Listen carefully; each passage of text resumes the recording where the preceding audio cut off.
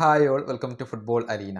കഴിഞ്ഞ ജനുവരി ട്രാൻസ്ഫർ ജാലകത്തിലാണല്ലോ നെയ്മർ ജൂനിയർ സൗദി അറേബ്യ വിട്ടുകൊണ്ട് തൻ്റെ പഴയ ക്ലബ്ബായ സാൻഡോസിലേക്ക് മടങ്ങിയെത്തിയത്.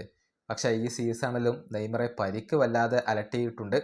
അത് നെയ്മറുടെ പ്രകടനത്തെ ബാധിക്കുകയും ചെയ്തു എന്നാണ് കണക്കുകളിൽ നിന്നും വ്യക്തമാകുന്നത്.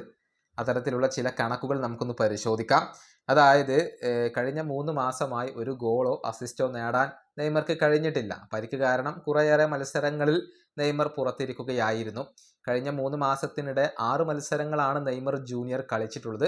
അതിൽ നിന്ന് ഗോളോ അസിസ്റ്റോ നേടാൻ അദ്ദേഹത്തിന് കഴിഞ്ഞിട്ടില്ല എന്നാണ് കണക്കുകളിൽ നിന്നും വ്യക്തമാകുന്നത്. ഒരൽപ്പം നെയ്മർ ജൂനിയർ ബുദ്ധിമുട്ടുന്നുണ്ട് എന്നുള്ളത് ഇതിൽ നിന്നും വളരെ വ്യക്തമാണ്. ഇനി ഈ സീസണിലെ നെയ്മറുടെ കണക്കുകൾ നമുക്കൊന്ന് പരിശോധിക്കേണ്ടതുണ്ട്.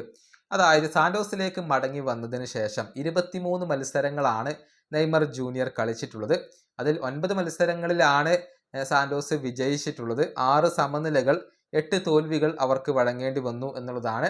ഓരോ മത്സരത്തിലും ശരാശരി 71 മിനിറ്റ് വീതമാണ് നെയ്മർ ജൂനിയർ കളിച്ചിട്ടുള്ളത്. 6 ഗോളുകളും 3 അസിസ്റ്റുകളുമാണ് നെയ്മർ ജൂനിയർ സ്വന്തമാക്കിയിട്ടുള്ളത്. അതായത് 23 മത്സരങ്ങളിൽ നിന്ന് 9 ഗോൾ പങ്കാളിത്തങ്ങളാണ് നെയ്മർ ജൂനിയർ സ്വന്തമാക്കിയിട്ടുള്ളത് എന്ന് പറയുമ്പോൾ അത് അത്ര ഒരു നല്ല കണക്കൊന്നുമല്ല.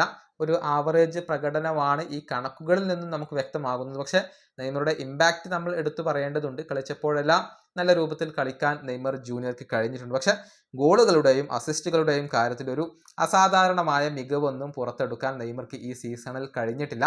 പ്രത്യേകിച്ച് പരിക്ക് തന്നെയാണ് നെയ്മർക്ക് വലിയ ഒരു തലവേദനയായിട്ടുള്ളത്. പരിക്കിൻ്റെ പ്രശ്നങ്ങൾക്കിടയിലാണ് ഈ മത്സരങ്ങളിൽ പലതും നെയ്മർ കളിച്ചിട്ടുള്ളത്. അത് നെയ്മറുടെ ഒരു പ്രകടനത്തെ ബാധിച്ചിട്ടുണ്ട്. അതുകൊണ്ട് തന്നെയാണ് കാർലോ ആഞ്ചലോട്ടിക്ക് നെയ്മറെ ഇപ്പോൾ ബ്രസീലിൻ്റെ സ്ക്വാഡിലേക്ക് മടക്കി കൊണ്ടുവരാനുള്ള ഒരു മടി.